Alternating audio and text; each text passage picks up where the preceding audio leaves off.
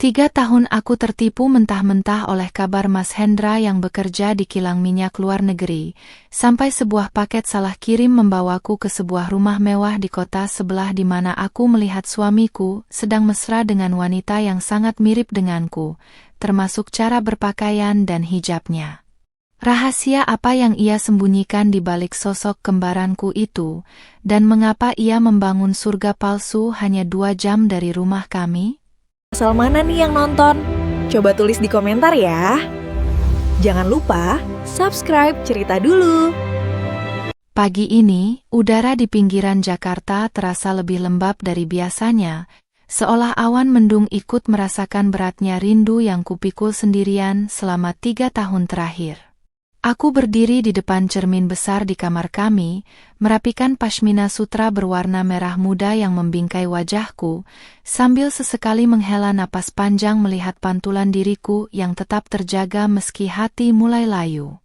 Sebagai istri seorang pekerja kilang minyak di lepas pantai Skotlandia, aku dituntut untuk selalu tampil cantik dan prima setiap kali kami melakukan panggilan video, demi menjaga semangat Mas Hendra yang katanya sedang bertaruh nyawa di tengah ganasnya Samudra Utara. Tubuhku yang tetap terjaga bentuknya, yang sering disebut orang sebagai body goals, adalah bentuk dedikasiku untuk menjaga kehormatan dan daya tarikku hanya untuknya, meskipun sentuhan fisiknya kini hanya menjadi kenangan yang makin memudar ditelan jarak ribuan mil. Setiap sudut rumah kecil ini dipenuhi oleh bayang-bayang Mas Hendra, mulai dari aroma parfum maskulin yang masih tersisa di lemari pakaian, hingga bingkai foto pernikahan kami yang terpampang di dinding ruang tamu. Aku selalu meyakinkan diriku bahwa kesepian ini adalah harga yang pantas untuk masa depan kami yang lebih baik, apalagi Mas Hendra selalu mengirimkan nafkah yang lebih dari cukup setiap bulannya. Namun, ada sesuatu yang hilang, sesuatu yang tidak bisa digantikan oleh tumpukan uang atau pesan singkat "I love you" yang dikirimnya di sela-sela waktu istirahat kerjanya yang sangat terbatas. Rasanya seperti aku sedang membangun menara rindu yang megah, namun dasarnya hanyalah pasir yang sewaktu-waktu bisa runtuh jika diterpa ombak kenyataan yang tak terduga. Pagi itu, rutinitasku terusik oleh suara deru mesin motor kurir yang berhenti tepat di depan pagar rumah, memecah kesunyian lamunanku yang sedang membayangkan pelukan Mas Hendra. Aku segera keluar dengan langkah anggun namun terburu-buru, mengenakan gamis slim fit yang menunjukkan siluet tubuhku dengan sopan namun tetap modis, sesuai dengan selera Mas Hendra yang menyukai aku tampil rapi. Kurir itu menyerahkan sebuah paket kardus yang cukup besar, terbungkus plastik hitam rapat dengan nama pengirim yang tidak kukenal, namun nama penerimanya jelas tertulis Hendra Wijaya. Jantungku berdegup sedikit lebih kencang. Mungkinkah ini kejutan untukku, ataukah ada barang milik suamiku yang tertinggal sebelum ia berangkat kembali ke luar negeri 6 bulan yang lalu? Saat aku membawa paket itu masuk dan meletakkannya di atas meja makan, aku menyadari ada sesuatu yang aneh pada label pengirimannya yang tertempel sedikit miring. Alamat pengirimnya berasal dari sebuah toko furnitur kelas atas di Jakarta Selatan, sementara alamat tujuannya seharusnya adalah rumah kami di pinggiran kota ini. Namun, ketika mataku menelusuri baris demi baris tulisan di label tersebut, aku menemukan sebuah alamat lain yang dicoret dengan spidol hitam, namun masih bisa terbaca. Sebuah alamat klaster mewah di wilayah Tangerang. Rasa penasaran mulai menggerogoti logikaku, mengapa suamiku memesan furnitur mewah atas namanya sendiri, namun dengan alamat tujuan yang bukan rumah kami? Dengan tangan yang sedikit gemetar, aku mengambil pisau dapur dan mulai menyayat isolasi plastik yang membungkus paket tersebut, berharap menemukan jawaban yang menenangkan hati. Di dalam kotak itu, aku menemukan sebuah lampu hias kristal yang sangat cantik dan mahal, jauh lebih mewah daripada semua perabot yang ada di rumah sederhana kami ini. Namun, yang membuat duniaku seolah berhenti berputar, adalah sebuah kartu ucapan kecil yang terselip di antara bantalan busa pelindung lampu tersebut. Kartu itu bertuliskan tangan dengan tinta emas. Untuk rumah baru kita, agar cahayanya selalu mengingatkanku pada kecantikanmu yang tiada tara. Dari suamimu, Hendra. Napas tertahan di tenggorokan, dan mataku berkaca-kaca saat membaca ulang kalimat pendek yang terasa seperti belati yang menghujam jantungku secara perlahan. Rumah baru? Bisikku lirih, sementara pikiranku mulai memutar kembali semua percakapan telepon kami selama berbulan-bulan ini tentang betapa sulitnya ia menabung di luar negeri. Jika ia memiliki uang untuk membeli lampu kristal semahal ini dan menyebut tentang rumah baru, mengapa aku sama sekali tidak tahu menahu tentang hal itu? Apakah ini sebuah kejutan besar yang sedang ia siapkan untuk kepulangannya nanti, ataukah ada sesuatu yang jauh lebih gelap yang sedang ia sembunyikan di balik topeng kesetiaan jarak jauh ini? Aku mencoba menelepon nomor Mas Hendra, namun seperti biasa, hanya suara operator yang memberitahukan bahwa nomor tersebut sedang berada di luar jangkauan atau tidak aktif. Kegelisahan ini mulai berubah menjadi kecurigaan yang membara, memaksaku untuk bertindak lebih jauh daripada sekadar menunggu di rumah dengan penuh kepasrahan.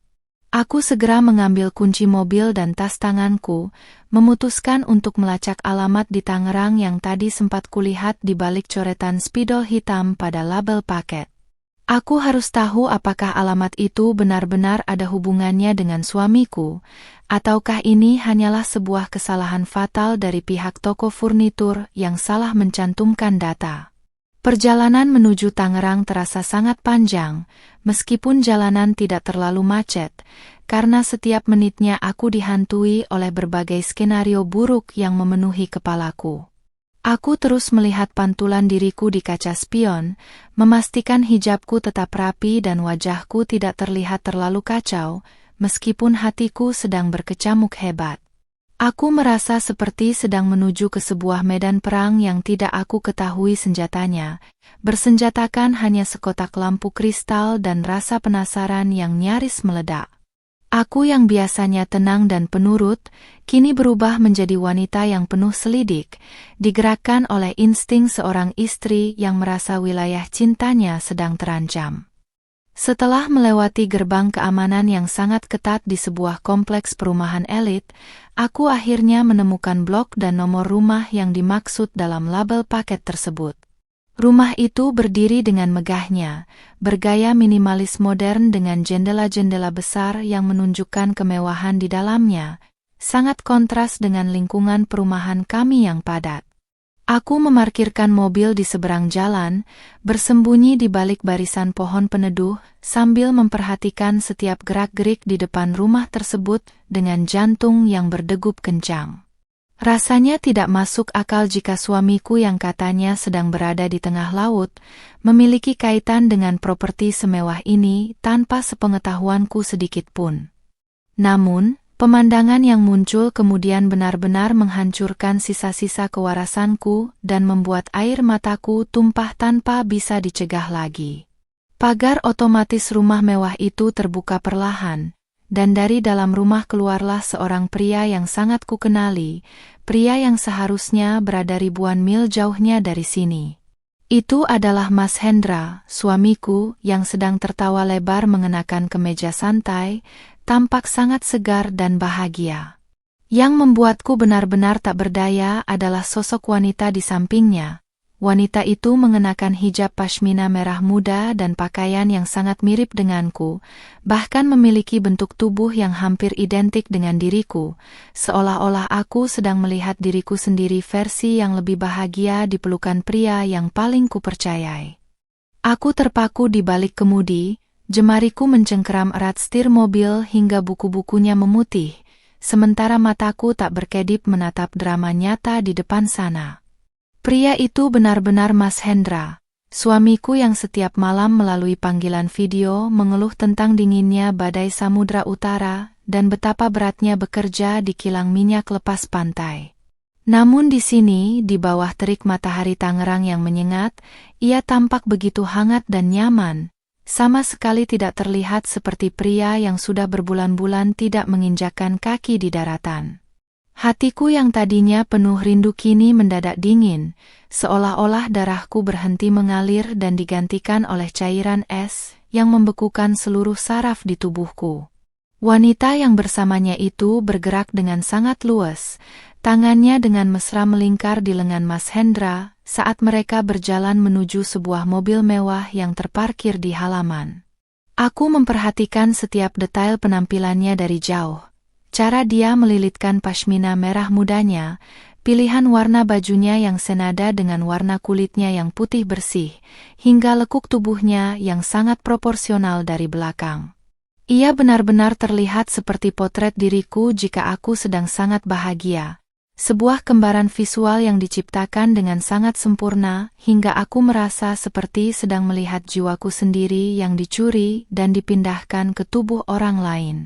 Ketakutan aneh mulai merayap, bukan hanya karena perselingkuhan ini, tapi karena betapa identiknya dia denganku. Mas Hendra membukakan pintu mobil untuk wanita itu dengan gerakan sopan yang sangat familiar, gerakan yang dulu selalu ia lakukan padaku saat kami masih sering pergi berkencan di awal pernikahan.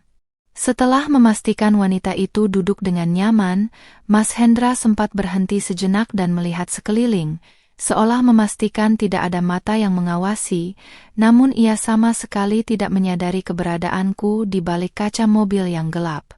Aku menahan napas, merunduk sedikit agar bayanganku tak tertangkap oleh pandangan tajamnya, sementara air mata terus mengalir membasahi pipiku yang memanas. Bagaimana mungkin pria sesetia dia bisa membangun sandiwara semegah ini tanpa meninggalkan celah sedikit pun selama 3 tahun? Saat mobil mereka perlahan bergerak meninggalkan halaman rumah mewah itu, aku segera menyalakan mesin mobilku dengan tangan yang masih bergetar hebat, mencoba menjaga jarak agar tidak tertangkap namun tetap bisa mengikuti kemana mereka pergi.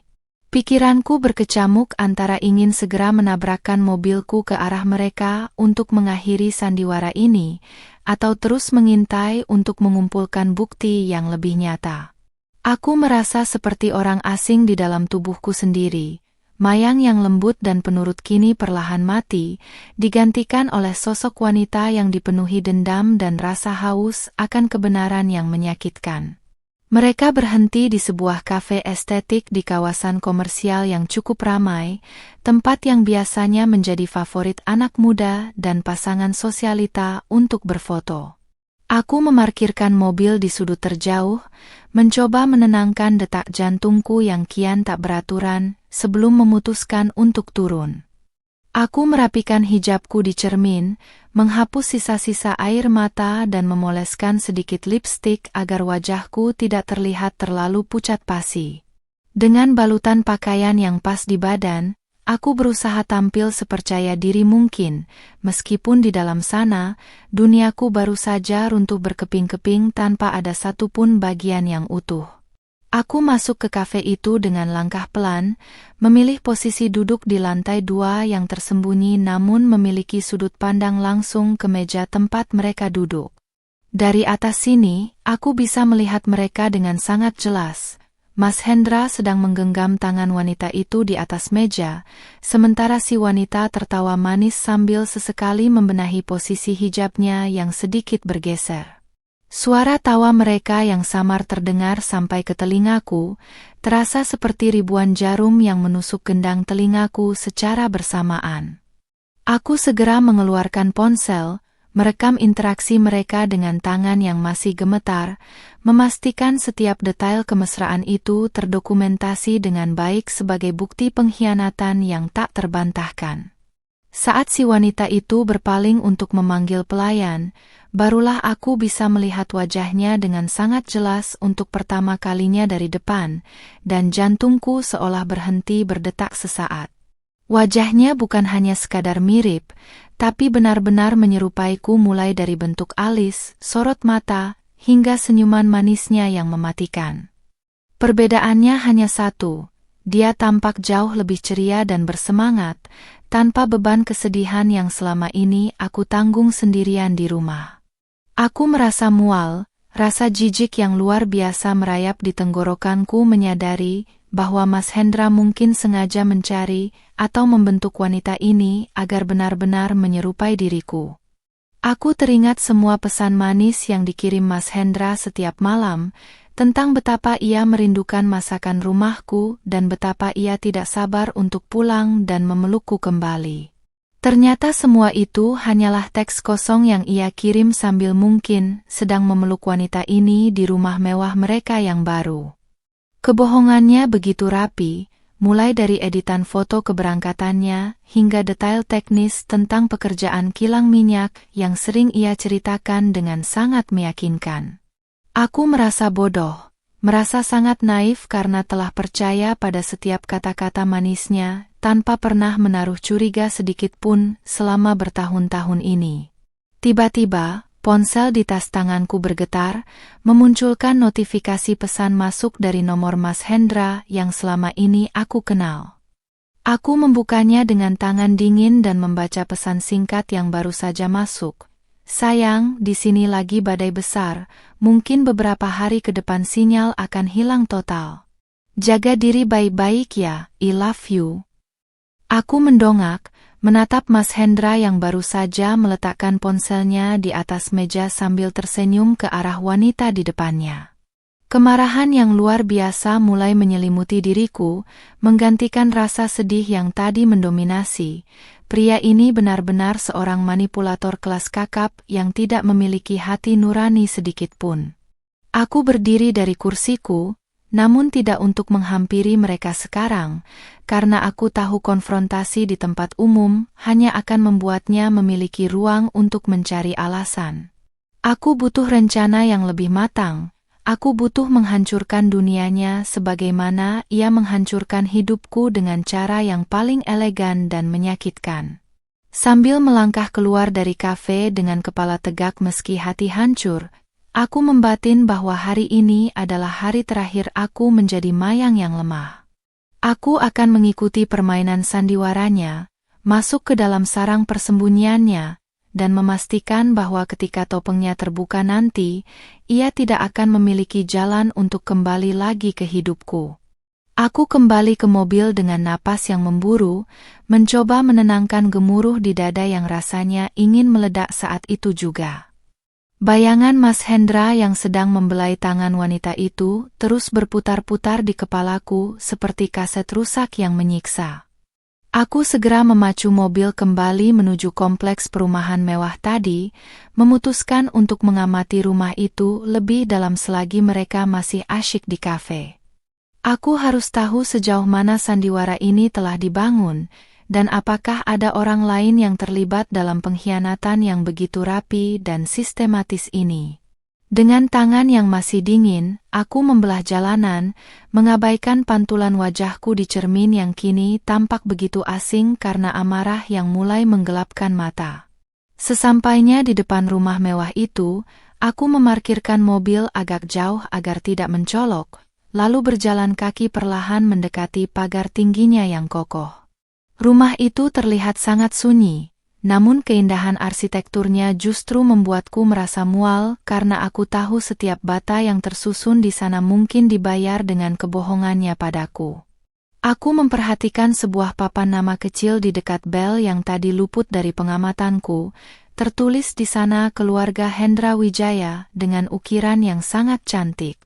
Rasanya seperti disambar petir di siang bolong. Dia tidak hanya berselingkuh, dia benar-benar telah membangun sebuah institusi keluarga baru yang paralel dengan pernikahan sah kami.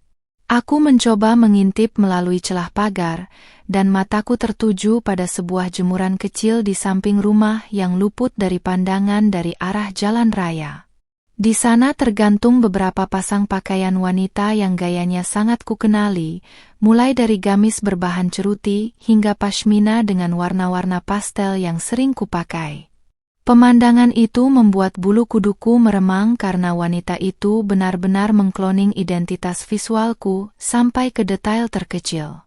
Seolah-olah Mas Hendra sedang mencoba menciptakan replika diriku yang selalu tersedia untuknya setiap hari, tanpa harus terpisah jarak ribuan mil seperti kenyataan yang harus kuhadapi. Tiba-tiba, sebuah mobil sedan perak berhenti tepat di depan rumah tersebut, membuatku tersentak dan segera bersembunyi di balik pilar tembok tetangga yang besar. Seorang wanita paruh baya turun dari mobil itu dengan membawa beberapa tas belanjaan mewah, dan jantungku seolah berhenti berdetak saat mengenali wajahnya. Itu adalah ibu mertuaku, wanita yang selama ini selalu memujiku sebagai menantu idaman dan sering menangis bersamaku karena merindukan putranya yang jauh di Skotlandia. Dia masuk ke rumah itu menggunakan kunci cadangan dengan gerak-gerik yang sangat santai, seolah rumah itu adalah tempat yang memang biasa ia kunjungi setiap minggu. Kenyataan ini jauh lebih pahit dari yang kubayangkan. Pengkhianatan ini bukan hanya dilakukan oleh suamiku, melainkan sebuah konspirasi keluarga.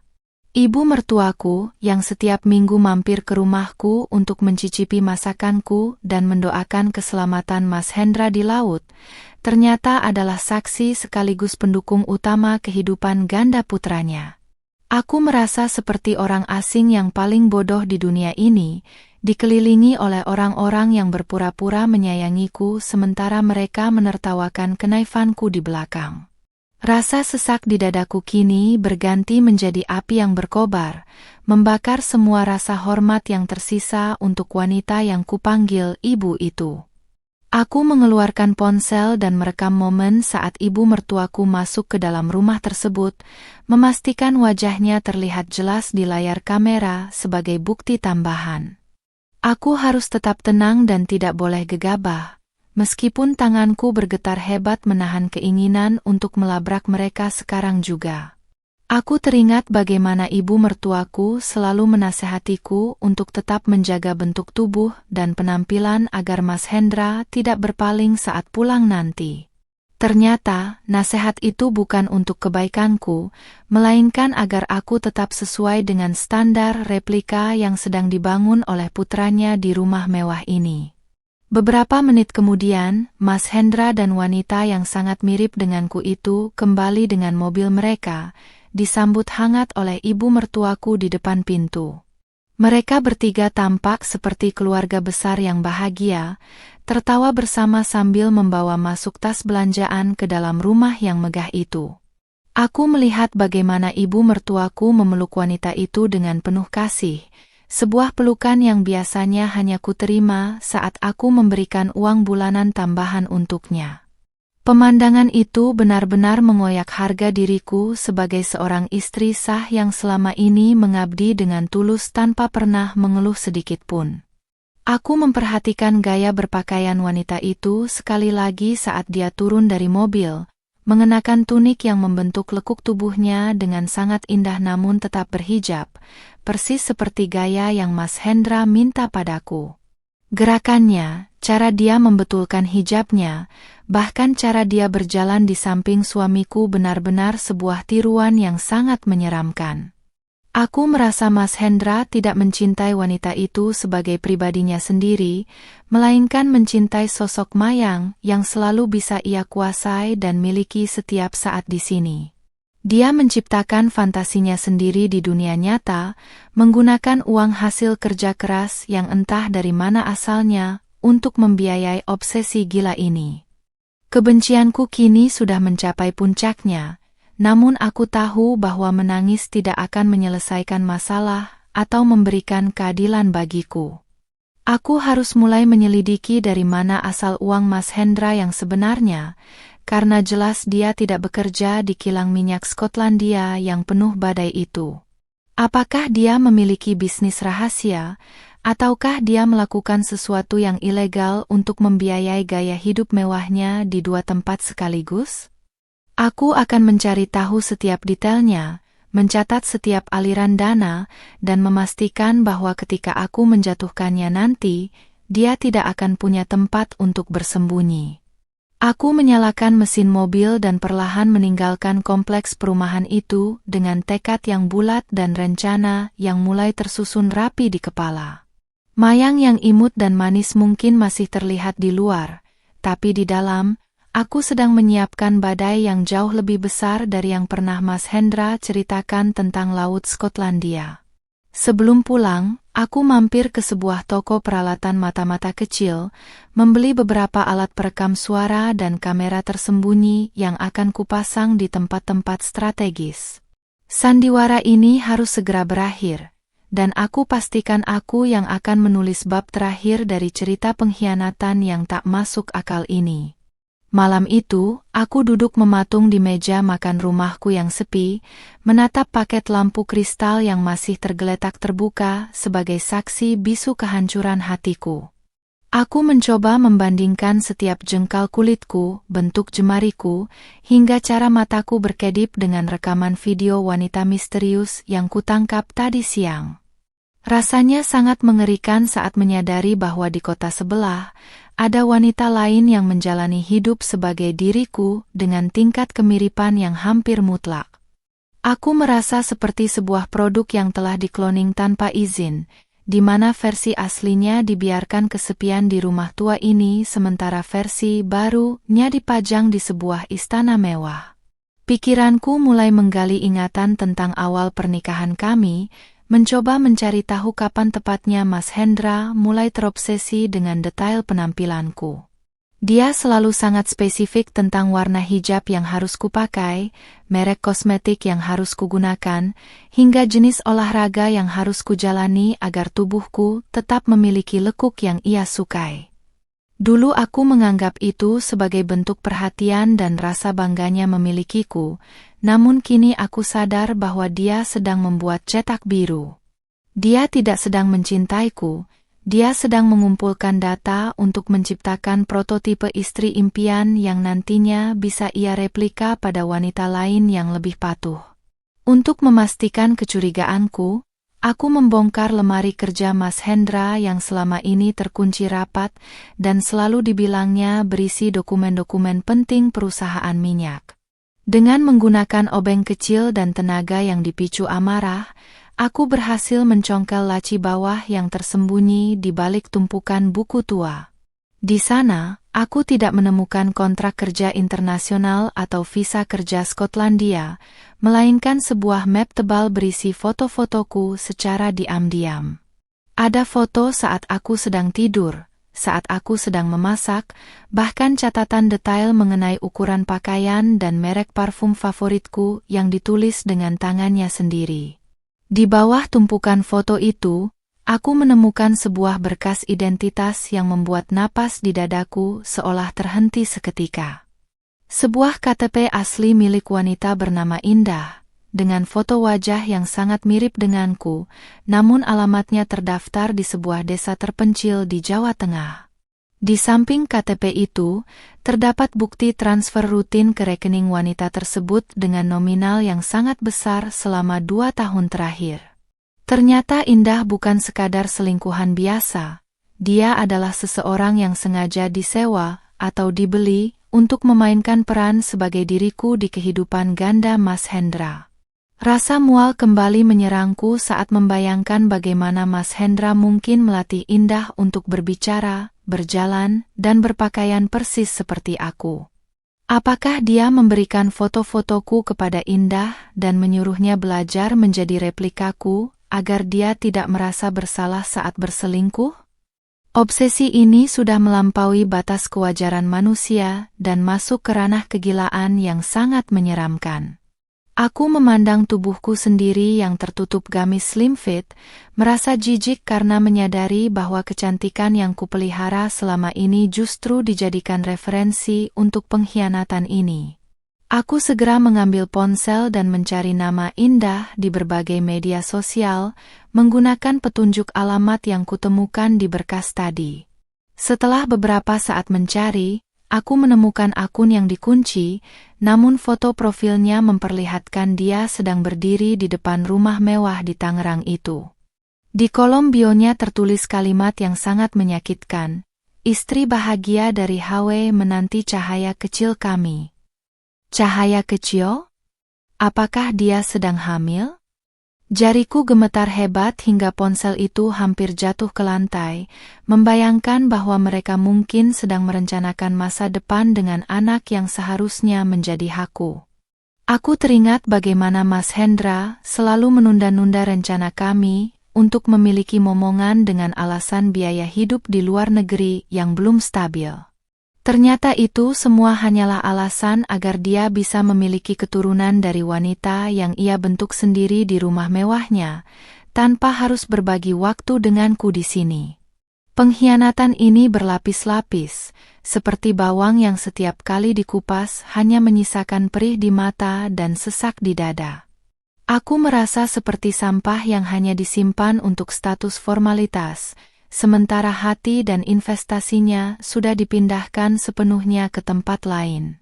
Tengah malam, ponselku berbunyi menunjukkan notifikasi video call dari Mas Hendra, yang menurut jadwalnya di laut adalah waktu istirahatnya.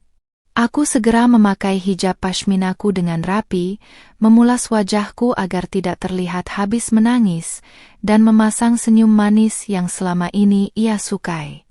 Ketika tombol hijau kutelekan, wajah Mas Hendra muncul di layar dengan latar belakang dinding yang tampak seperti kabin kapal, yang sekarang kuyakin hanyalah sebuah studio kecil atau latar belakang palsu. "Halo sayang, sedang apa? Kamu cantik sekali malam ini," ucapnya dengan suara lembut yang sekarang terdengar sangat munafik di telingaku. "Aku hanya sedang merindukanmu, Mas." "Oh ya, tadi ada paket lampu kristal yang datang ke rumah kita, katanya dari kamu untuk rumah baru," ucapku dengan nada suara yang sengaja dibuat manja namun penuh jebakan. Aku bisa melihat kilat kepanikan di matanya selama sepersekian detik sebelum dia kembali menguasai diri dan tertawa canggung. "Ah, itu kejutan untuk hari jadi kita bulan depan, sayang. Harusnya dikirim ke kantor dulu, mungkin orang tokonya salah lihat alamat," jawabnya dengan kebohongan yang meluncur begitu lancar dari mulutnya. Aku hanya tersenyum tipis, pura-pura percaya padahal hatiku ingin sekali meneriakkan semua bukti yang sudah kugenggam. Setelah panggilan berakhir, aku duduk di kegelapan kamar sambil menatap layar ponsel yang sudah mati, merasakan transformasi besar dalam jiwaku. Mayang yang imut dan penurut baru saja melakukan sandiwara pertamanya, dan aku menyadari bahwa aku cukup berbakat dalam hal ini. Jika dia ingin bermain dalam dunia penuh kepalsuan, maka aku akan menjadi pemain yang paling mematikan yang pernah dia hadapi. Besok, aku akan mulai mendatangi Indah secara langsung saat Mas Hendra tidak ada, untuk melihat sejauh mana wanita di cermin itu mengenal siapa sebenarnya pria yang dia panggil suami. Sinar matahari pagi menembus jendela kamar dengan tajam, namun kehangatannya tak mampu mencairkan kedinginan yang telah membeku di dalam hatiku. Aku memilih pakaian terbaik yang aku miliki, sebuah setelan tunik modern berwarna biru navy yang sangat pas di badan, menonjolkan lekuk tubuh body goals yang selama ini kupelihara dengan disiplin tinggi. Aku merapikan hijab pashmina dengan gaya yang paling elegan, memastikan penampilanku tidak bercela sedikit pun sebelum melangkah keluar rumah.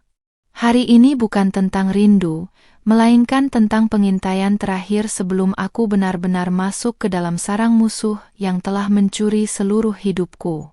Aku kembali berkendara menuju Tangerang. Namun kali ini tujuanku bukan untuk sekadar mengintip dari jauh, melainkan mencari celah untuk bertemu dengan Indah secara empat mata.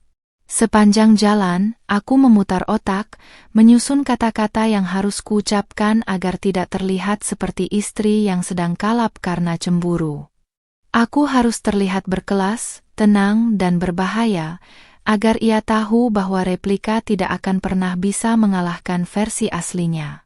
Jantungku berdebar kencang, bukan karena takut, melainkan karena adrenalin yang dipicu oleh rasa haus akan keadilan yang telah lama terabaikan. Aku memarkirkan mobil di sebuah minimarket yang letaknya tak jauh dari klaster mewah itu, menunggu momen saat mobil Mas Hendra keluar dari gerbang perumahan. Benar saja, sekitar pukul 10 pagi, sedan hitam milik suamiku meluncur keluar menuju arah Jakarta, kemungkinan besar untuk mengurus bisnis rahasianya. Setelah memastikan ia benar-benar pergi, Aku mengemudikan mobilku perlahan mendekati gerbang keamanan dan memberikan kartu akses pengunjung dengan senyum yang paling manis. Penjaga keamanan itu menyapaku dengan ramah, sama sekali tidak curiga bahwa wanita di depannya ini adalah istri asli dari penghuni rumah Blok C12. Aku menghentikan mobil tepat di depan rumah megah itu, menatap papan nama keluarga Hendra Wijaya, yang kini terasa seperti ejekan bagi martabatku. Aku turun dari mobil dengan langkah mantap, setiap ketukan sepatuku di aspal terasa seperti genderang perang yang mulai ditabuh dalam kesunyian perumahan elit itu. Aku menekan bel rumah dengan tenang, sambil mengatur napas agar suaraku tidak bergetar saat wanita itu muncul nanti. Tak lama kemudian, terdengar suara langkah kaki ringan dari balik pintu kayu jati yang besar, dan pintu itu terbuka perlahan menunjukkan sosok yang sangat mirip denganku. Indah berdiri di sana, mengenakan daster rumahan yang modis namun tetap membentuk siluet tubuhnya yang indah, dengan hijab instan yang tersampir longgar. Ia tampak terkejut melihatku, matanya membelalak lebar seolah sedang melihat hantu di siang bolong, dan tangannya spontan memegang perutnya yang tampak sedikit membuncit. "Cari siapa ya, Mbak?" tanyanya dengan suara yang lembut, namun terdengar ada nada ketakutan yang tersirat di sela-sela kalimatnya. Aku hanya menatapnya dari ujung kepala hingga ujung kaki, menyadari betapa detailnya Mas Hendra mendandaninya agar benar-benar menyerupai diriku dalam segala hal. "Aku Mayang, istri Sahendra Wijaya," ucapku dengan nada dingin dan lugas, tanpa basa-basi sedikit pun yang membuang waktu. Wajah Indah seketika menjadi pucat pasi, ia mundur selangkah sambil memegangi gagang pintu seolah-olah akan jatuh pingsan saat itu juga. Ia tidak membantah, tidak pula marah. Reaksi diamnya justru mengonfirmasi bahwa ia tahu persis siapa aku dan apa perannya dalam drama gila ini. Aku melangkah masuk tanpa diundang, melewati tubuhnya yang mematung, dan mataku langsung tertuju pada foto pernikahan besar di ruang tamu yang memperlihatkan Mas Hendra bersanding dengan dirinya.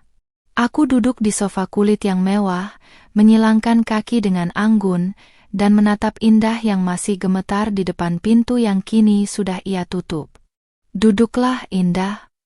Kita perlu bicara sebagai dua wanita yang sama-sama menjadi korban dari obsesi pria yang sama," kataku dengan suara yang tetap terkendali meski amarah di dadaku ingin meledak.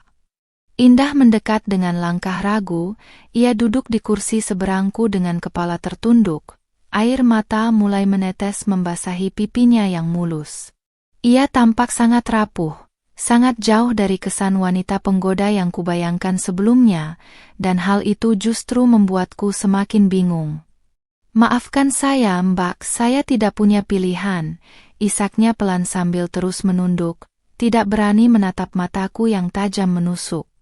Ia mulai bercerita bagaimana Mas Hendra menemukannya di desa saat ia sedang terlilit hutang keluarga yang sangat besar, dan menawarkannya sebuah pekerjaan yang tidak masuk akal. Pekerjaan itu adalah menjadi mayang kedua, tinggal di rumah mewah, memakai pakaian yang sudah ditentukan, dan menjalani kehidupan yang sudah diatur skenarionya. Ia mengaku awalnya hanya demi uang, namun lama-kelamaan ia terjebak dalam rasa nyaman dan manipulasi emosional yang dilakukan oleh Mas Hendra. Aku mendengarkan ceritanya dengan perasaan campur aduk antara jijik dan kasihan, menyadari bahwa Mas Hendra benar-benar seorang monster yang pandai memanfaatkan kelemahan orang lain. Indah juga mengonfirmasi bahwa ia memang sedang mengandung anak Mas Hendra, dan suamiku itu menjanjikan akan segera menceraikanku setelah bayi itu lahir. Dia bilang Bak Mayang itu mandul dan hanya peduli pada penampilan, jadi dia butuh aku untuk memberikan keturunan, ucap Indah lirih yang seketika membuatku tertawa getir. Betapa teganya pria itu memfitnahku sedemikian rupa hanya untuk menutupi kebusukannya sendiri di depan wanita lain.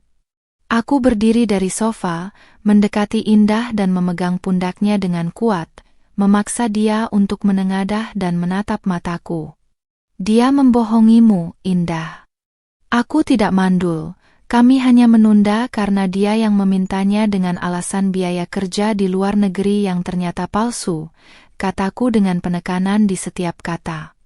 Aku melihat kilat kesadaran di mata Indah, menyadari bahwa ia pun hanyalah alat yang akan dibuang jika sudah tidak berguna nanti. Aku membisikkan sebuah rencana di telinganya, sebuah rencana untuk menjebak Mas Hendra di malam perayaan yang akan datang, dan aku butuh Indah untuk bekerja sama denganku jika ia ingin bebas dari jeratan pria gila itu. Keheningan menyelimuti ruang tamu mewah itu setelah bisikanku berakhir, menyisakan suara detak jam dinding yang terdengar seperti bom waktu. Indah menatapku dengan tatapan kosong. Air matanya telah mengering meninggalkan jejak samar di pipinya yang putih bersih. Aku bisa melihat pergolakan batin yang hebat di matanya, antara kesetiaan pada pria yang memberinya kemewahan atau aliansi dengan wanita yang hidupnya telah ia curi. Namun, saat ia melirik ke arah perutnya yang membuncit, ada kilatan tekad yang muncul, sebuah insting perlindungan diri yang jauh lebih kuat daripada rasa takutnya kepada Mas Hendra. Apa Mbak yakin ini akan berhasil? Tanya Indah dengan suara parau, jari-jarinya yang lentik saling bertautan erat di pangkuannya. Aku hanya mengangguk pelan sambil menyesap udara dingin dari pendingin ruangan yang terasa mencekik, mencoba tetap tenang di tengah badai emosi yang berkecamuk. Aku menjelaskan padanya bahwa seluruh dokumen keberangkatan Mas Hendra ke Skotlandia adalah palsu, termasuk visa dan kontrak kerja yang pernah ia pamerkan padaku lewat layar ponsel.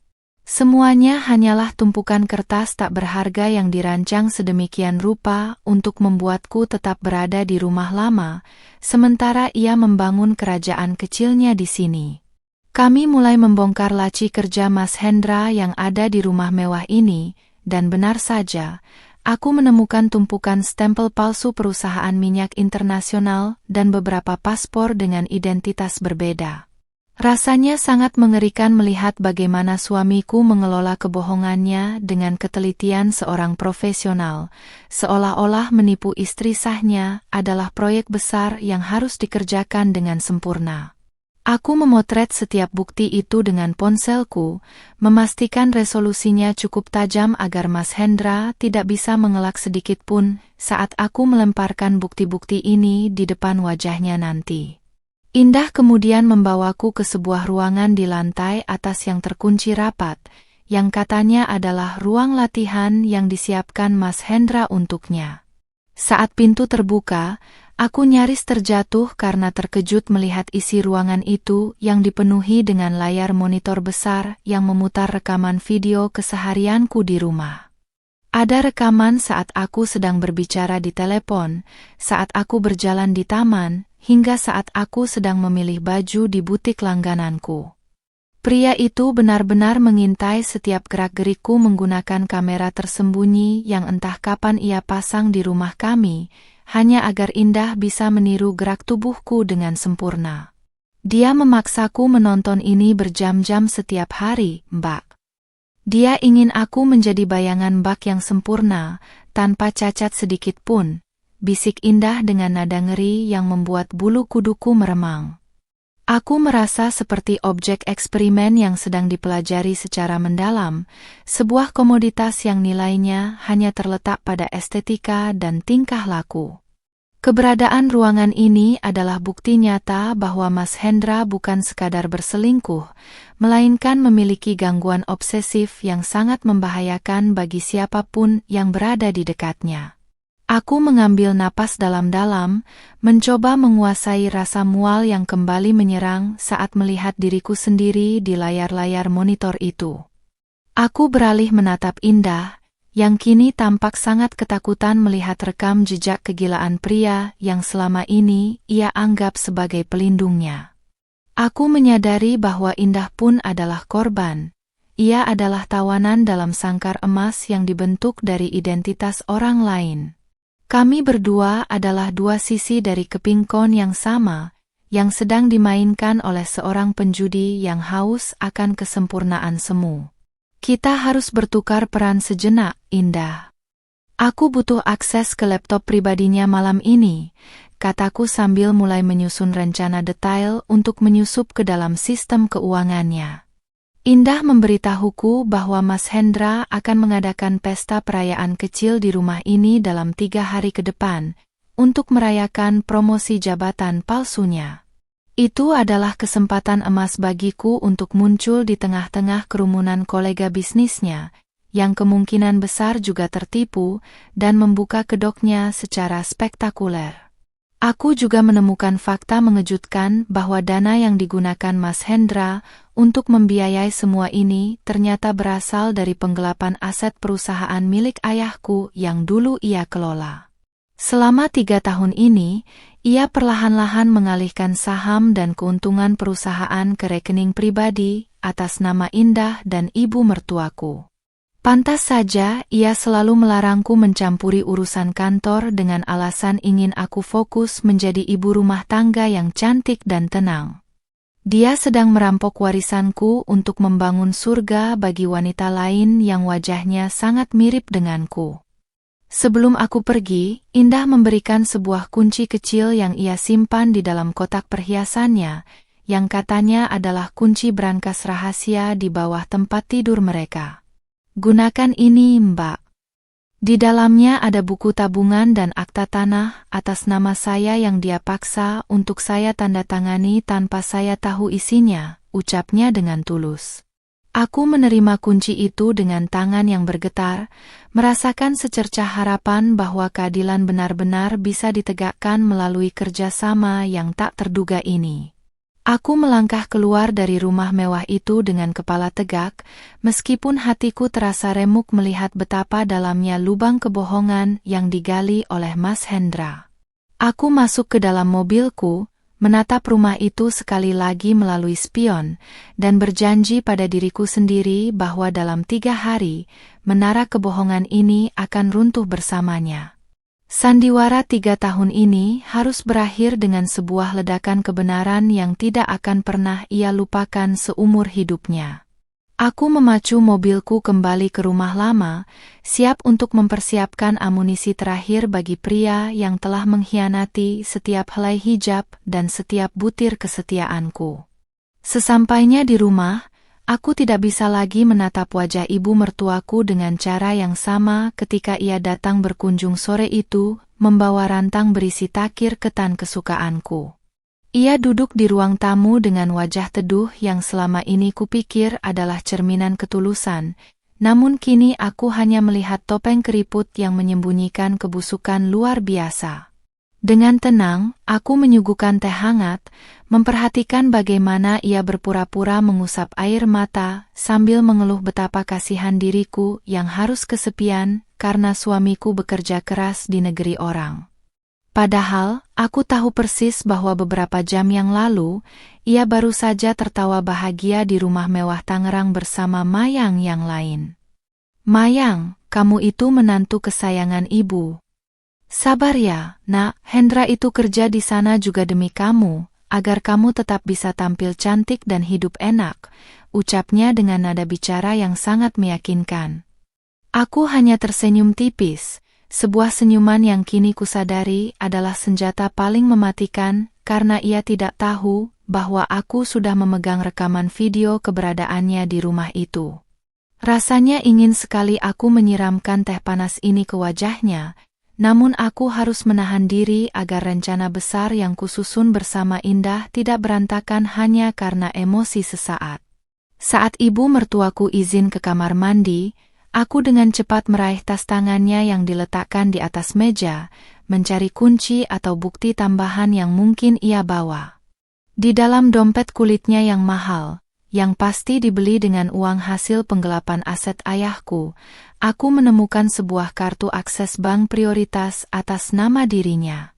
Namun, yang lebih mengejutkan adalah sebuah foto kecil di selipan dompetnya yang memperlihatkan Mas Hendra, ibu mertuaku, dan Indah sedang berdiri di depan sebuah bangunan yang tampak seperti klinik kesuburan. Di balik foto itu tertulis tanggal setahun yang lalu, membuktikan bahwa rencana mereka untuk menggantikanku sudah dirancang sejak lama dengan restu penuh dari wanita ini. Aku segera memotret kartu bank dan foto tersebut sebelum mengembalikannya ke posisi semula tepat saat suara pintu kamar mandi terbuka. Ibu mertuaku kembali duduk dengan tenang, melanjutkan sandiwara tentang betapa ia selalu mendoakan agar aku segera hamil agar Mas Hendra punya alasan untuk pulang lebih cepat. Ibu selalu berdoa di setiap sujud ibu, Mayang, agar rumah ini segera ramai dengan suara tangis bayi, katanya tanpa rasa berdosa sedikit pun, padahal ia tahu Indah sedang mengandung di sana. Ketebalan mukanya benar-benar berada di level yang tidak masuk akal bagi seorang wanita yang setiap hari mengenakan mukena dan memegang tasbih. Malamnya, setelah ibu mertuaku pulang, aku mulai menyisir setiap sudut rumah ini untuk mencari kamera tersembunyi yang diceritakan Indah. Menggunakan aplikasi pendeteksi sinyal di ponselku, aku menemukan lensa sekecil lubang jarum tersembunyi di dalam bingkai foto pernikahan kami, dan satu lagi di sela-sela ventilasi kamar tidur. Aku merasa sangat dilecehkan. Privasiku selama 3 tahun ini telah dijadikan tontonan dan bahan studi oleh suamiku dan wanita cadangannya. Aku tidak mencabutnya, aku justru membiarkannya tetap di sana. Namun mulai saat ini, aku akan memberikan pertunjukan yang berbeda untuk mereka tonton. Aku mulai berbicara sendiri di depan kamera itu, berpura-pura menelepon seseorang dan menceritakan bahwa aku baru saja mendapatkan warisan tambahan dari pengacara almarhum ayahku yang belum sempat dicairkan. Ini adalah umpan agar Mas Hendra merasa perlu untuk segera menemuiku atau melakukan pergerakan finansial yang bisa kulacak alirannya. Aku tahu sifat serakahnya tidak akan membiarkan uang sekecil apapun lolos, apalagi dia sedang butuh banyak dana untuk membiayai gaya hidup mewahnya di 2 tempat. Sambil berbicara, aku sengaja memperbaiki posisi hijabku dan memperlihatkan lekuk tubuhku ke arah kamera, memberikan ilusi bahwa aku masih istri penurut yang bisa ia manipulasi. Benar saja, hanya butuh waktu 2 jam bagi Mas Hendra untuk mengirimkan pesan singkat, menanyakan kabarku dengan nada yang lebih manis dari biasanya. "Sayang, tadi ibu bilang kamu kelihatan agak lesu. Apa ada masalah dengan keuangan atau aset ayahmu? Jangan sungkan cerita ya, aku bisa bantu urus dari sini," tulisnya dalam pesan itu. Aku tersenyum sinis di kegelapan kamar, melihat bagaimana tikus ini mulai mendekati jebakan yang kupasang dengan begitu mudahnya. Aku membalas pesannya dengan singkat dan misterius, mengatakan bahwa ada dokumen penting yang hanya bisa dibuka dengan kehadirannya secara fisik. Keesokan harinya, aku menghubungi pengacara lama keluargaku yang dulu dipecat oleh Mas Hendra secara sepihak dengan tuduhan palsu. Beliau menangis saat aku menceritakan semuanya dan menyatakan kesiapannya untuk membantu merebut kembali aset-aset ayahku yang telah dipindah tangankan secara ilegal. Dari beliau, aku mendapatkan informasi bahwa ibu mertuaku ternyata memiliki hutang judi yang sangat besar di masa lalu, dan Mas Hendra menggunakan alasan itu untuk memeras ibunya sendiri agar mau bekerja sama dalam sandiwara ini. Jadi, mereka bukan hanya sekadar jahat, mereka adalah sekumpulan orang yang saling menyandera demi kepentingan masing-masing. Rahasia ibu mertuaku kini sudah dalam genggamanku. Dia bukan hanya pendukung, tapi dia adalah kunci untuk membuktikan bahwa Mas Hendra melakukan pencucian uang. Aku mulai menyusun draft laporan ke pihak kepolisian dan imigrasi, melampirkan bukti-bukti paspor palsu dan aliran dana yang kutemukan bersama Indah. Namun, aku ingin memberikan pukulan terakhir secara publik, di mana semua orang yang menghormatinya sebagai ibu yang syalihah bisa melihat wajah aslinya.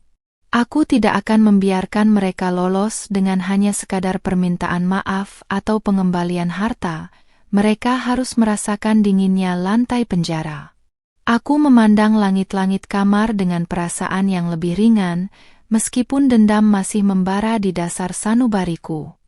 3 hari lagi pesta di Tangerang itu akan diadakan, dan aku sudah memesan sebuah gaun dan hijab dengan warna yang sama persis dengan yang akan dipakai Indah malam itu. Kami akan menjadi 2 bayangan yang akan mengepung Mas Hendra di tengah sorak-sorai kemenangannya yang palsu. Aku pastikan saat pesta itu berakhir, tidak akan ada lagi keluarga Hendra Wijaya yang tersisa, baik di rumah ini maupun di rumah mewah itu.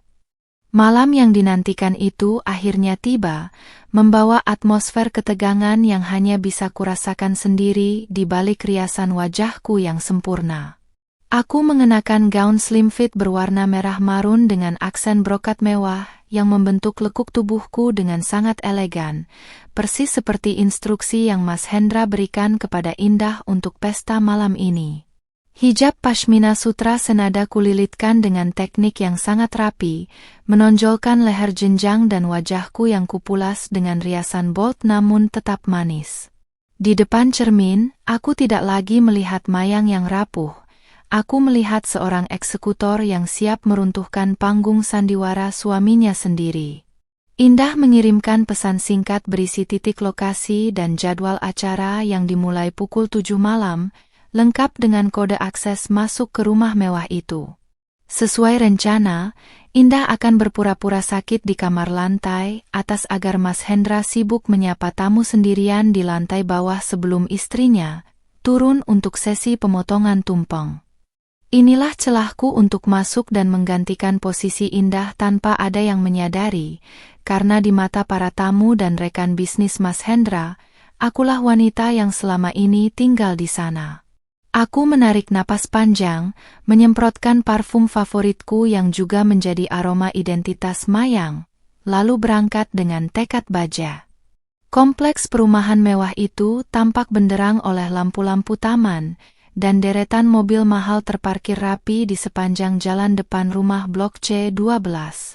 Aku masuk melalui pintu belakang yang sudah dibiarkan tidak terkunci oleh Indah, menyelinap ke arah dapur lalu naik ke lantai 2 melalui tangga servis yang sepi.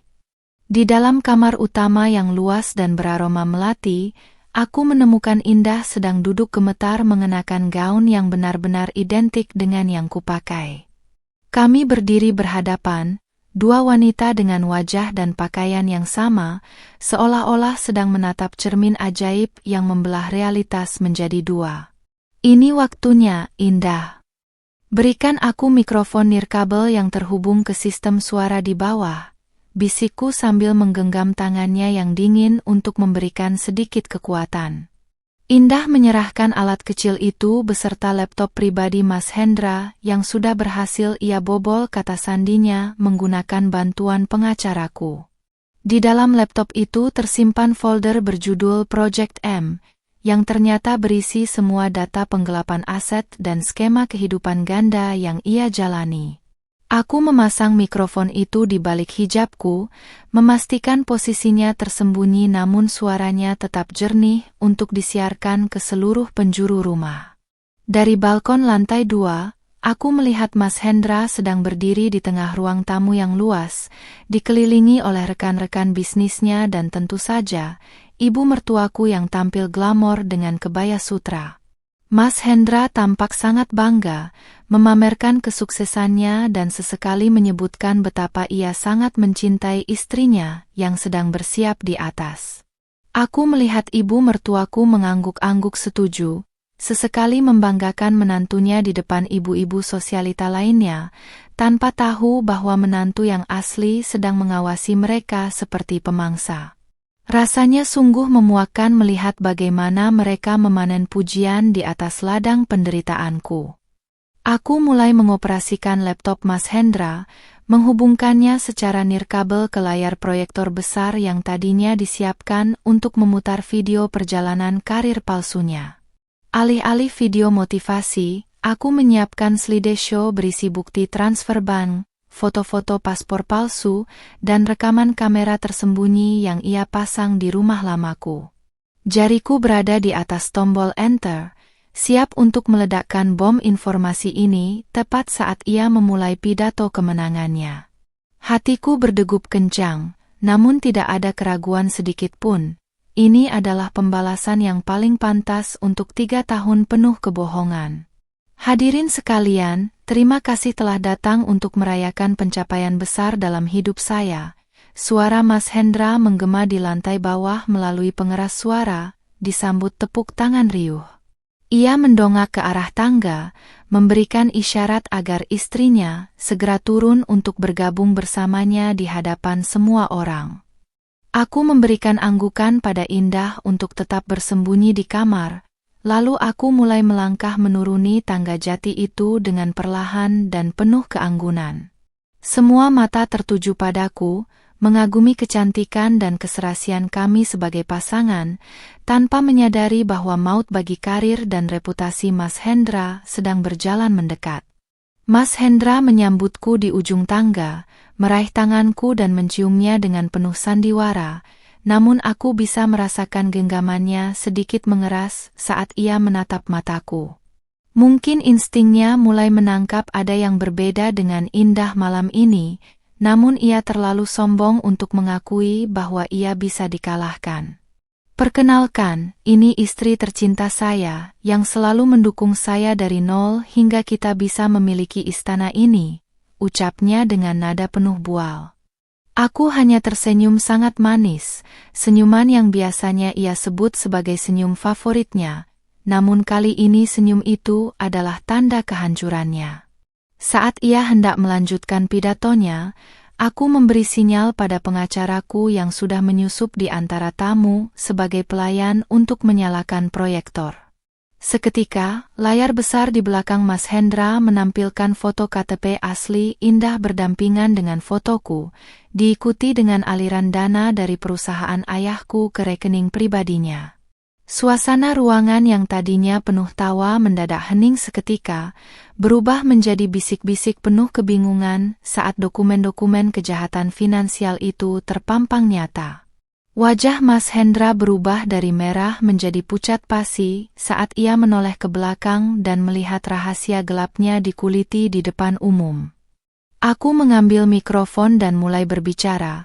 Suaraku terdengar tenang namun sangat mengintimidasi, bergema ke seluruh sudut rumah melalui sistem suara yang sudah kusabotase. Terima kasih Mas, atas perkenalannya.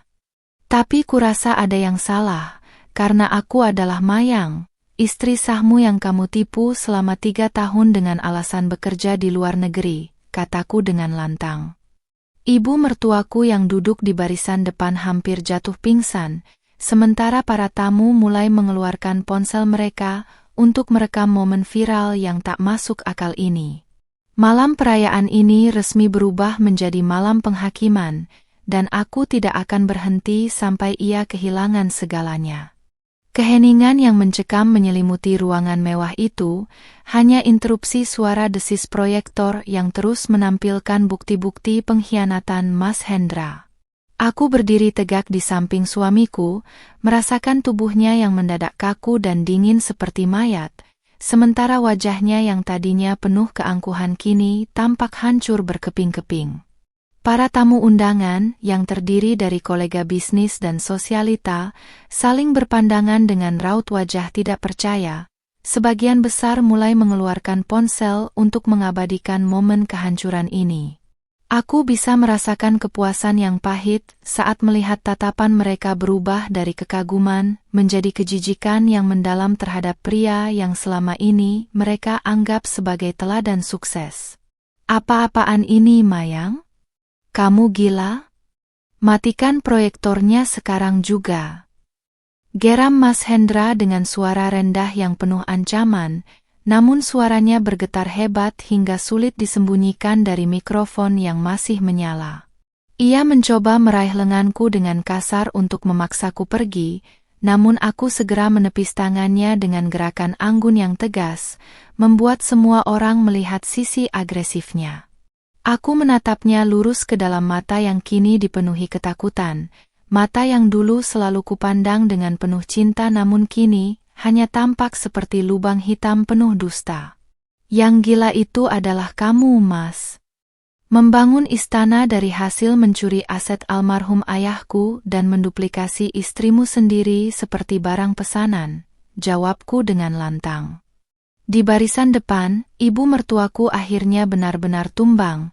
Ia jatuh terduduk di kursi emasnya sambil menutupi wajah dengan kedua tangan, sementara tasbih yang selalu ia bawa terjatuh ke lantai marmer.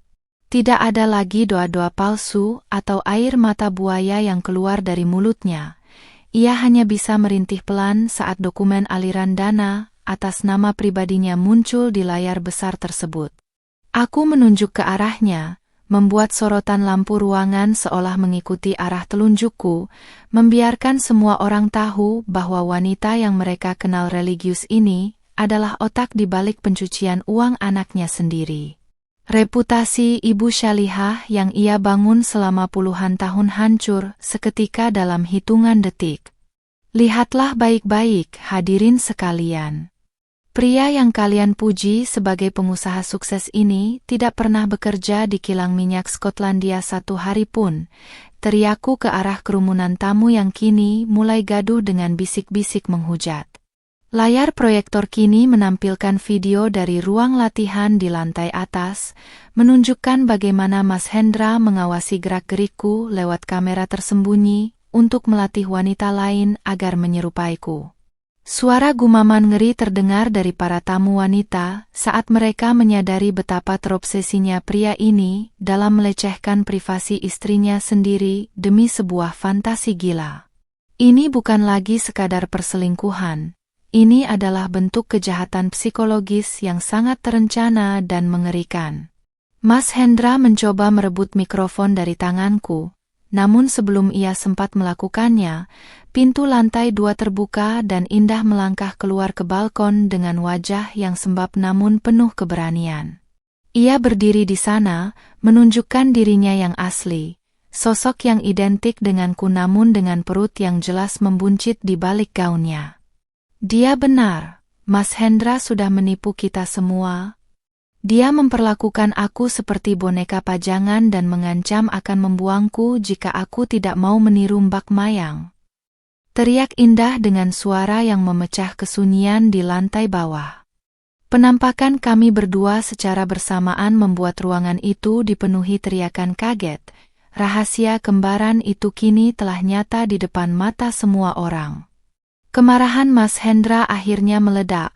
Ia berteriak kalap dan mencoba menyerang layar proyektor untuk menghancurkannya, namun beberapa rekan bisnisnya yang merasa tertipu justru menahannya. Kalian semua tidak mengerti. Aku melakukan ini karena aku sangat mencintaimu, Mayang. Aku ingin memilikimu setiap saat, tanpa harus menunggu pulang kerja.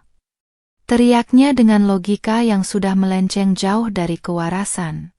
Aku hanya menatapnya dengan rasa kasihan yang mendalam, menyadari bahwa pria yang kunikahi ternyata adalah seorang sosiopat yang mengatasnamakan cinta untuk membenarkan segala kegilaan dan keserakahannya. Tidak ada cinta dalam obsesi, yang ada hanyalah keinginan untuk berkuasa dan memiliki sepenuhnya. Polisi yang sudah dihubungi oleh pengacaraku sebelumnya akhirnya masuk ke dalam ruangan, memecah kerumunan tamu yang mulai membubarkan diri dengan teratur namun penuh drama. Mereka membawa surat penangkapan atas dugaan penggelapan aset perusahaan, pencucian uang, dan pemalsuan dokumen negara yang bukti-buktinya sudah kukirimkan secara lengkap. Mas Hendra mencoba memberontak saat borgol melingkar di tangannya. Namun ia tidak lagi memiliki kekuatan, ia hanyalah seorang pecundang yang seluruh sandiwaranya telah berakhir dengan memalukan. Aku berdiri diam, memperhatikan saat ia diseret keluar dari rumah mewah itu, rumah yang ia bangun dari keringat dan air mata keluargaku. Ibu mertuaku juga tidak luput dari pemeriksaan. Polisi membantunya berdiri bukan untuk memberikan simpati, melainkan untuk membawanya ke kantor polisi guna dimintai keterangan lebih lanjut terkait keterlibatannya dalam aliran dana ilegal. Ia menatapku dengan tatapan memohon, mencoba mencari sisa-sisa belas kasih di mataku, namun ia hanya menemukan dinding es yang tak tertembus. Mayang, tolong ibu, nak. Ibu dipaksa oleh Hendra, rintihnya dengan suara lemah yang sudah tidak mempan lagi bagiku. Aku hanya memalingkan wajah, membiarkan hukum yang berbicara menggantikan lidahku yang sudah terlalu lelah meladeni kebohongannya. Satu persatu lampu ruangan mulai dipadamkan oleh petugas keamanan, menyisakan kesunyian yang mencekam di rumah mewah yang kini terasa seperti kuburan bagi sebuah ambisi gila. Indah turun dari lantai 2 dan menghampiriku. Ia tampak sangat lemah namun ada kelegaan terpancar dari wajahnya yang masih sangat mirip denganku itu. Kami tidak berpelukan, namun ada sebuah kesepakatan bisu di antara kami. Kami berdua telah bebas dari penjara yang sama, meski dengan cara yang sangat menyakitkan. Aku menyerahkan kartu namaku padanya, berjanji untuk membantunya mendapatkan perlindungan hukum sebagai saksi kunci agar ia dan bayinya bisa memiliki masa depan yang lebih baik. Aku melangkah keluar dari rumah itu tanpa menoleh sedikit pun, merasakan udara malam Tangerang yang dingin namun terasa sangat segar di paru-paruku. Beban seberat gunung yang selama 3 tahun ini menghimpit dadaku seolah luruh bersama setiap langkahku menjauh dari gerbang perumahan elit tersebut. Mayang yang manis dan penurut memang telah mati malam ini, namun dari abunya lahir seorang wanita yang jauh lebih kuat dan merdeka. Aku masuk ke mobilku, menyalakan mesin, dan mulai mengemudi menuju rumah lama untuk mengambil barang-barangku. Pertempuran ini memang telah berakhir. Namun hidupku yang sebenarnya baru saja dimulai. Malam itu menjadi titik balik paling sunyi sekaligus paling melegakan dalam hidupku, saat aku kembali ke rumah lama hanya untuk mengepak sisa-sisa kenangan yang masih layak kusimpan. Ruangan yang dulunya terasa penuh dengan rindu yang menyesakkan, kini terasa kosong dan hambar, seolah nyawa dari bangunan ini telah pergi bersama terbongkarnya rahasia Mas Hendra. Aku melipat gamis dan hijabku dengan tenang, tidak ada lagi air mata yang jatuh, yang ada hanyalah ketegasan untuk segera menutup buku lama yang penuh dengan coretan dusta. Setiap barang yang kupasukkan ke dalam koper adalah simbol dari satu persatu beban masa lalu yang kulepaskan dengan ikhlas. Keesokan harinya, proses hukum berjalan jauh lebih cepat dari yang kubayangkan, karena bukti-bukti yang kukumpulkan bersama pengacaraku dan Indah sudah terlalu lengkap untuk dibantah. Mas Hendra mendekam di balik jeruji besi, menunggu persidangan atas kasus penggelapan aset dan penipuan berantai yang nilai kerugiannya mencapai miliaran rupiah. Aku menolak untuk menemuinya saat ia memohon melalui pengacaranya, karena aku tahu tidak ada lagi kata yang bisa memperbaiki hati yang sudah dihancurkan hingga menjadi debu. Biarlah hukum yang menjadi jembatan komunikasiku dengannya, karena secara emosional, ia sudah kuanggap mati sejak hari aku melihatnya di depan rumah mewah itu. Ibu mertuaku juga dijatuhi hukuman sebagai kaki tangan dalam tindak pidana pencucian uang, meskipun ia terus mencoba berperan sebagai korban manipulasi anaknya sendiri di depan hakim. Kabar ini sempat menjadi viral di media sosial, di mana netizen menjulukinya sebagai mertua bermuka dua, sebuah gelar yang sangat pas untuk wanita yang selama ini menyembunyikan kebusukan di balik mukena putihnya. Aku merasa sedikit iba saat melihat fotonya di berita mengenakan rompi tahanan, namun aku segera mengingatkan diriku bahwa ia tidak pernah merasa iba saat melihatku menangis merindukan putranya selama 3 tahun. Keadilan mungkin datang terlambat, tapi ia datang dengan presisi yang sangat memuaskan. Aku memutuskan untuk menjual rumah lama dan semua aset yang berhasil kuselamatkan, lalu memindahkan seluruh modal itu untuk membangkitkan kembali perusahaan almarhum ayahku yang sempat hampir karam. Ternyata, memiliki tubuh yang terjaga dan penampilan yang rapi bukan hanya soal menyenangkan suami, tapi menjadi modal kepercayaan diri saat aku harus berhadapan dengan para pemegang saham sebagai pimpinan baru. Aku mulai mengenakan pakaian yang tetap modis dan fit body namun dengan aura kepemimpinan yang lebih kuat, menunjukkan bahwa di balik kelembutan seorang wanita berhijab, ada kekuatan baja yang tidak bisa diremehkan. Aku tidak lagi berdandan untuk seorang pria, melainkan untuk diriku sendiri dan kehormatan keluargaku. Indah tetap menjadi saksi kunci yang kooperatif, dan sebagai bentuk kemanusiaan, aku membiayai seluruh proses persalinannya hingga ia melahirkan seorang bayi laki-laki yang sehat. Saat aku menjenguknya di rumah sakit, aku melihat bayi itu dan menyadari bahwa ia tidak bersalah atas dosa-dosa ayahnya. Ia hanyalah jiwa baru yang berhak atas kehidupan yang jujur. Aku membantu Indah untuk pulang ke desanya dan memberikannya modal usaha kecil agar ia bisa berdiri di atas kakinya sendiri tanpa harus menjadi replika siapapun lagi. Kami berpisah sebagai dua orang asing yang pernah berbagi luka yang sama, dan aku mendoakannya agar ia menemukan identitas aslinya yang telah lama hilang. Beberapa bulan berlalu, dan perusahaanku mulai menunjukkan kemajuan yang sangat pesat, bahkan melampaui masa kejayaan saat masih dipimpin oleh ayahku dulu. Aku sering diundang ke berbagai seminar sebagai inspirasi wanita mandiri yang berhasil bangkit dari keterpurukan domestik yang ekstrim. Orang-orang melihatku sebagai sosok yang cantik, manis, dan sukses, namun mereka tidak tahu bahwa kekuatan itu ditempa di dalam api pengkhianatan yang hampir menghanguskan jiwaku. Aku belajar bahwa kecantikan sejati seorang istri bukan terletak pada seberapa identik ia dengan keinginan suaminya, melainkan pada seberapa kuat ia menjaga martabatnya saat harga dirinya diinjak-injak. Aku juga mulai berinvestasi pada diriku sendiri dengan mengambil kursus manajemen bisnis internasional dan rutin melakukan meditasi untuk menyembuhkan trauma masa lalu.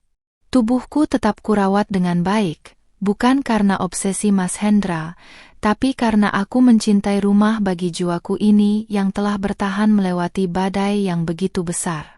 Aku merasa jauh lebih cantik sekarang dibandingkan saat aku masih menjadi tawanan dalam sandiwara Mas Hendra, karena kini ada binar kebahagiaan yang tulus di mataku yang tidak lagi dipaksakan.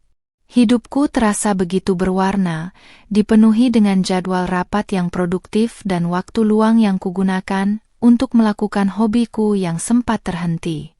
Suatu hari, aku menerima surat dari penjara yang ditulis oleh Mas Hendra, berisi permintaan maaf yang panjang dan permohonan agar aku menjenguknya sekali saja sebelum ia dipindahkan ke lembaga pemasyarakatan yang lebih jauh. Aku membaca surat itu tanpa getaran sedikit pun di hati, lalu perlahan merobeknya menjadi potongan-potongan kecil yang kemudian kubuang ke tempat sampah. Tidak ada lagi ruang untuknya dalam hidupku, bahkan tidak untuk sebuah kata maaf. Beberapa luka memang terlalu dalam untuk sekadar ditutup dengan penyesalan di balik jeruji besi. Aku memilih untuk menyimpan energi positifku bagi masa depanku yang jauh lebih cerah tanpa ada bayangannya yang merusak suasana.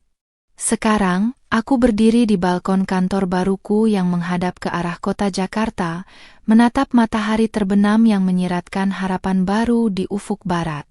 Aku adalah Mayang, seorang wanita yang pernah dihancurkan oleh pria yang paling dicintainya, namun berhasil menyusun kembali kepingan hidupnya menjadi sebuah mahakarya yang lebih indah. Aku tidak lagi takut pada jarak, tidak lagi takut pada kebohongan, karena aku telah menemukan kebenaran terbesar di dalam diriku sendiri. Aku tahu bahwa di luar sana mungkin ada banyak wanita yang sedang mengalami hal yang sama, dan aku berharap ceritaku bisa menjadi cahaya bagi mereka untuk segera keluar dari kegelapan sandiwara. Langkahku kini terasa sangat ringan saat aku berjalan menuju mobilku untuk pulang ke apartemen baruku yang nyaman dan penuh dengan privasi yang sesungguhnya. Tidak ada lagi kamera tersembunyi, tidak ada lagi panggilan video palsu dari Skotlandia, yang ada hanyalah kedamaian yang kubangun dengan tanganku sendiri. Aku tersenyum pada bayanganku di pintu kaca gedung, menyadari bahwa hidup yang masuk akal adalah hidup yang dijalani dengan kejujuran, bukan dengan menciptakan replika di balik pagar tinggi. Hari ini, aku benar-benar bebas, dan aku siap untuk menulis bab-bab baru dalam novel kehidupanku yang tak lagi ditentukan oleh siapapun selain diriku sendiri.